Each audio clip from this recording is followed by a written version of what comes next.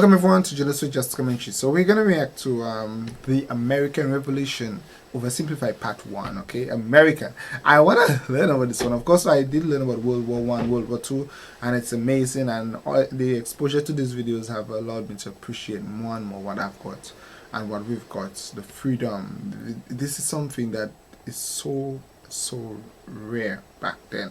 Freedom, and I really don't like the fact that, you know, in this modern days, leaders and groups should not try to oppress people to express themselves or to have freedom and right, because a lot of persons died for us to have our freedom and our rights, and I don't think it should be stripped away from us at all. This is just wow. Anyway, we're gonna react to this one. Thank you so very much for requesting. Like us on Facebook, follow us on Twitter, guys. If you want me to react to the video, leave a comment below. Thank you so very much. Let's go ahead. The American Revolution. Holy smokes. Hey. For Columbus, that Oh boy. to address the King and Queen of Spain. What is wrong with you? Okay, so you know how we're looking for a new trade route, right? And the Earth is round. Right? So I'm thinking we can just sail the other way around the planet, right? Yeah. So I set sail, right?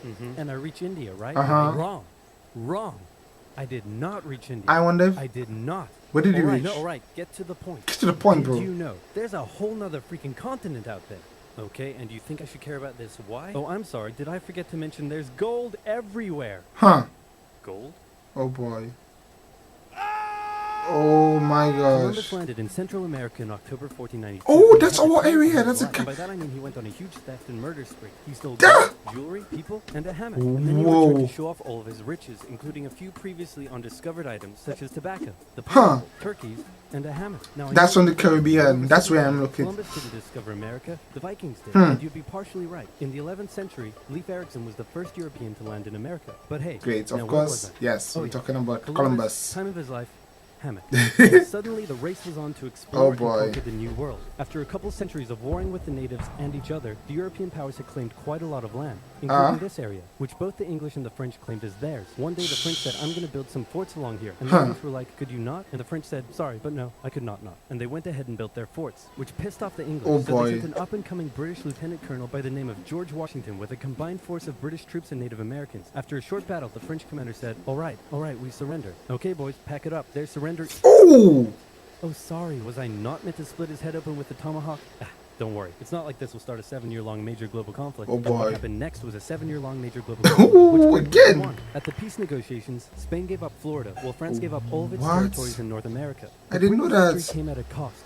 A £60 million cost. They were now broke, in a lot of debt, and had to come up with some way to repay it. So they went to the colonies and said, okay, listen up. So a huge part of the war was spent protecting you from the French, and now we have no money because of it. So... Can you pay us back? I'm not sure what you're saying here. Okay, so we spent a lot of money protecting you from the French, right? Right. And now we're broke. And? That certainly is a pickle. Listen to me. We spent all of our money protecting you, and now we need money. Wow. Can you please pay us back some money? Oh, but a letter. No. Oh boy. What? Okay, we're just going to go ahead and tax you. In 1764, Britain introduced the Sugar Act, forcing the colonists to import sugar and molasses exclusively from the British and to pay duties on them. Then a year later, they introduced the extremely controversial Stamp Act, and it worked a little something like this. Hello, shopkeep. Hello, Mr. Bungleberry. Here's the deed for your new shack. Stamp. That'll be 3 pence, please. Oh boy. What was that? It's the new tax. I get a stamp on any paper or documentation I make, and you have to pay for it. Would you like to see this pamphlet that explains everything? No. Please. Okay. No! Stamp. 2 pence, please. This is awful. You know what? Just give me a deck of cards so I can go gamble. They're gonna... Okay. Stamp. No. Don't do it. Stamp. Damn. Obviously, the colonists were like, hey, my dudes, this new tax legislation right here, this is BS. Until now, they had enjoyed relative freedom to rule themselves, and now suddenly Britain was asserting its control. They were especially unhappy because they didn't have any representatives in the parliament that was levying taxes on them. So they protested. Orators gave fiery speeches. British goods were boycotted, and anyone loyal to the British found themselves increasingly harassed. The whole thing actually began to take quite a toll on British business, and after just a couple years, the British were forced to repeal the Stamp Act. I would think so. We still desperately need money. What should we do? We could try taxing the colonies. Great idea. Oh, wait, boy. Didn't we literally just try that and it failed miserably? Man, look at me. I look fabulous. Pride. Have you ever seen such a handsome boy? Pride. No siree, Georgie. No way. You're the handsomest, smartest, most popular king that ever lived, and everybody likes you. You're doing such a good job. Your Majesty? Oh, you're still here. Duh. Get the hell out. So in 1766, the British made a declaration saying, we can do what we want because we're in charge, and you can all go suck it. Then they levied a whole bunch of new taxes on the Americans via import duties. Glass? There's a tax for that. Wow. There's a tax for that. Paper, tea. So they didn't have nothing then. There's a tax for that. They didn't have nothing Mexico, in the Americans American boycotted British goods, British continent. business felt the pinch, and the British had to back down.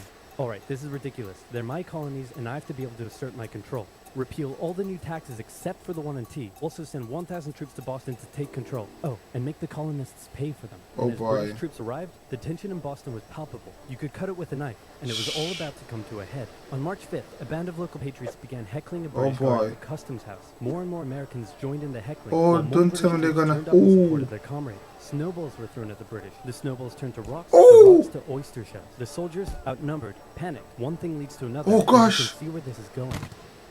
Oh, 5 yo. civilians were killed. The Patriot press throughout the colonies declared the Boston Massacre an unwarranted crime committed against the people of Boston by the cruel British, and the anger continued to Oh, grow. A boy. British revenue schooner that ran aground in Rhode Island was burned by the locals. When it came to light that the governor of Massachusetts supported the suppression Oh, of the shoot. colonists, his house was burned by the locals.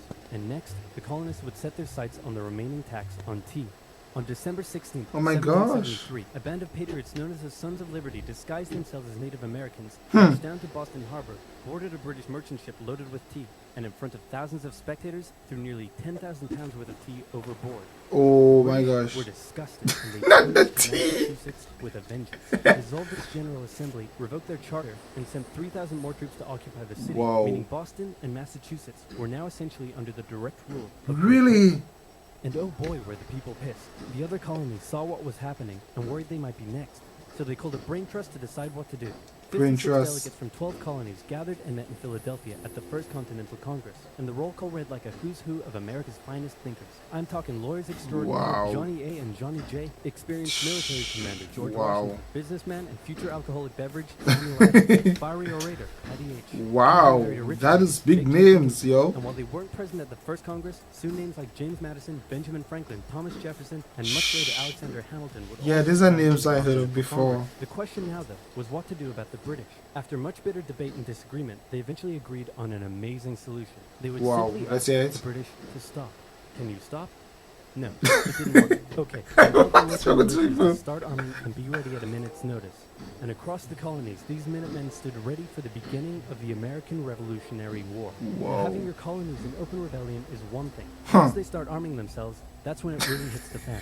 So British General Thomas Gage ordered 700 troops from Boston out into the rebel-controlled Massachusetts countryside to destroy Even stores of war arms and in ammunition the held by actual the rebels in continent of the Concord. US? The British set out in the middle of the night. Patriots, including Paul Revere, rode ahead to warn that the British were coming, giving the rebels The time to British are prepare. coming, the Peace British had are been coming. instant As the sun began to rise, they faced off against each other. Oh, And in the confusion, boy. Somebody shot first. The Oh. shot heard around the world marked the beginning of the American War of Independence. The rebels were outnumbered and had to fall back Wow. as the British lit up to search for rebel supplies. However, more and more Patriot rebels kept showing up, and this time it was the British who were outnumbered as more fighting kicked off in Concord. The most professional I never knew army that. was forced to flee back to Boston at the hands of local, poorly trained militiamen, and all along Oh, the British route back gosh. to Boston, Patriot rebels continued to gather and open fire on the retreating British. When the British reached Boston, the rebel militias surrounded them. Boston and the British were now under siege as small land and naval skirmishes continued around the city. And the British would suffer another embarrassing blow, this time in upstate New York. Colonel Really? Donald concocted a plan to take the British What? stronghold Fort Ticonderoga, which held a large amount of guns and ammunition. He set off towards the fort alone, hoping to recruit Alone? men along the way, when he came across the Green Mountain Boys, led by Ethan Allen, who, as it turned out, had the exact same plan he did. So they decided to work together. Wow. But I'm in charge. No, I'm in charge. Oh boy. No, I'm in Pride charge. again. No, Pride. I'm in charge. Pride. No, Pride. I'm in charge. Pride. No, I'm in charge. No, I'm in charge. This went on for some time, until the Green Mountain Boys threatened to go home, and Arnold had to concede. The Greeks took the fort at night while the Redcoats were asleep, and they caught them completely by surprise, taking the fort and all of its munitions with almost no resistance. Whoa. Wow, great job, Ethan. Very impressive. By Huh. the way, what happened to that other guy we sent to take the fort? Ah, Benedict oh boy. Arnold. Never heard of him. Oh boy. Ouch.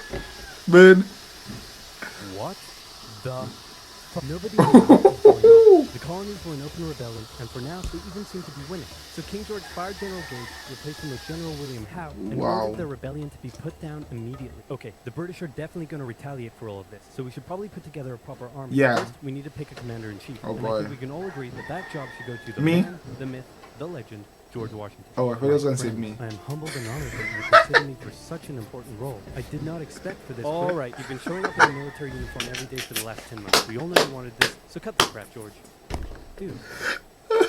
So cool. So Washington began his journey up to Boston to take command of the newly established Continental Army. Just as the British Oh my god, this guy is so amazing. Oversimplified. to take the high ground on Bunker Hill. But spies warned the Continentals of the British plans, so they fortified Bunker Hill and set up defensive positions on nearby Breeds Hill. The day of the battle came, and as the British advanced, my birthday, June 17th. Well, not that year, obviously. I'm not a vampire.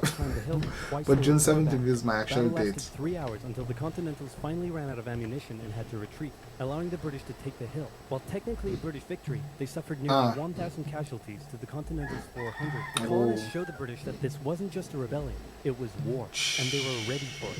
But one thing they weren't sure about was why they were fighting. Well, some radicals were starting to throw around the I word. Most hoped to eventually repair independence, the relationship with freedom. So they sent a letter to King George saying, "Hey man, looks like things aren't going your way. Remove the taxes and let's be friends." Oh boy. I'm gonna kick your ass. Send that to the colonies. Your Majesty, Oh boy. your handwriting is terrible. Are you sure? Just do it. What does it say?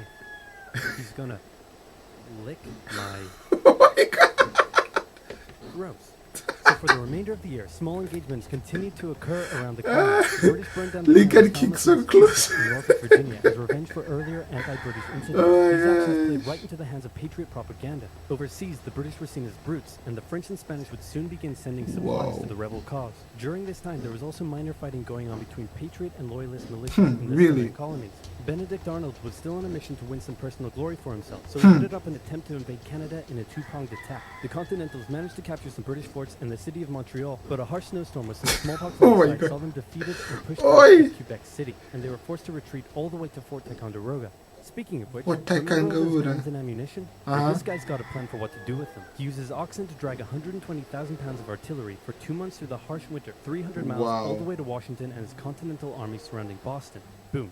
Washington's got himself some big guns, which is fortunate, because up until now his army had been suffering through the cold winter, not knowing when the siege would end. Now, they could really move. Washington wanted to launch a full assault on the city, but his junior officers felt the British were too fortified, and to his credit, Washington was great at hearing and taking on board the ideas of others. Instead, the Continentals worked through the night, setting the guns up on Dorchester Heights, overlooking the city, and when dawn broke and the British saw the guns, they knew they were toast. Their positions were completely exposed. It was checkmate. They had no choice but to abandon the city. 120 ships carried 9,000 redcoats and 2,000 loyalists awaiting unknown fate, and Washington had his first victory of the war. Washington then moved his army to New York, knowing that when the British returned, they would probably land there. In the meantime, a friendly-looking old man by the name of Thomas Paine had written and published a pamphlet called Common Sense. He advocated for total independence from Great Britain. It spread across the colonies like wildfire, and to this day remains the best-selling title in America. It was read aloud in taverns and meeting halls, and brought the idea of independence into the mainstream. Congress began to seriously consider the idea. Thomas Jefferson was selected to write up an official Declaration of Independence, and he went hard, writing that all men are created equal, with certain inalienable rights,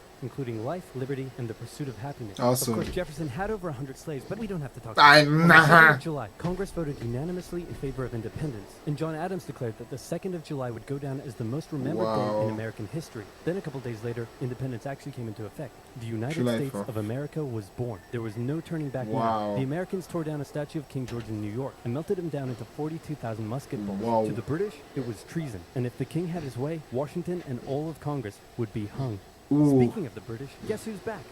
The king sent an intimidating force of 130 warships and 25,000 men to New York. Washington knew that taking on the most powerful military in the world wouldn't be easy. The British set up camp on Staten Island as the Americans dug into defensive positions around Brooklyn Heights, waiting for an attack to come. But the British just waited, wearing down their opponent's nerve while building their own strength. At one point, they launched a big scary artillery barrage and then said, you know, if I was you right now, I'd probably sue for peace. But Washington told them to shove it. The Americans kept holding out for what was coming, and when they finally hit, they hit hard. 15,000 British troops approached the American position, and the two sides fired on each other in massive rows. But what the Americans didn't realize was they were only fighting a decoy. The main British force was going around to flank the Americans from behind, and when they arrived, they inflicted heavy casualties. The Americans panicked and retreated back to Brooklyn Heights, where they then found themselves trapped between the British army and the river. It looked as though the war was already lost, but luckily, instead of attacking, the British decided to dig in for a siege, and then a thick fog set in, allowing Washington's army to escape across the river unimpeded. The British continued to chase and engage the Americans up Manhattan, and the Americans suffered defeat after defeat after defeat.